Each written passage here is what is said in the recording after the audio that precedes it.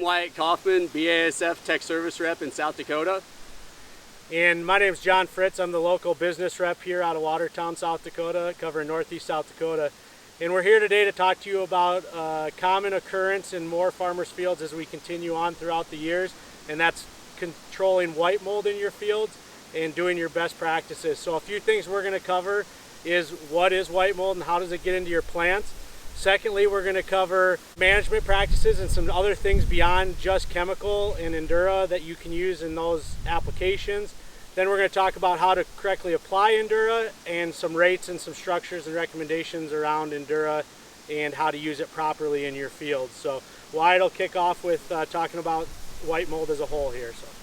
So white mold is a fungus that infects soybean plants, also known as Sclerotinia stem rot or Sclerotinia white mold. And it starts really where you first notice it in the field is these little funnel-shaped mushrooms, and these are called apothecia.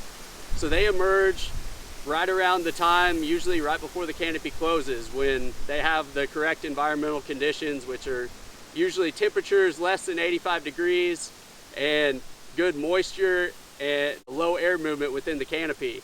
And so these apothecia emerge, and then they release spores, and there will be airborne spores, and these spores actually infect the soybean plant by getting in through the dying soybean flowers or dying soybean blossoms.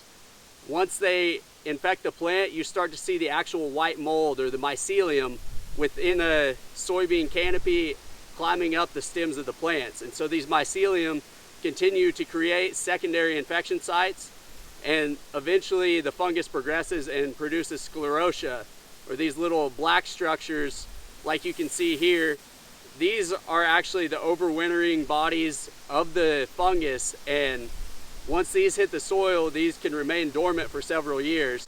Even though they're really the basis of fungal growth, these black sclerotia are what will remain and be sort of the seed for the apothecia to grow in the future.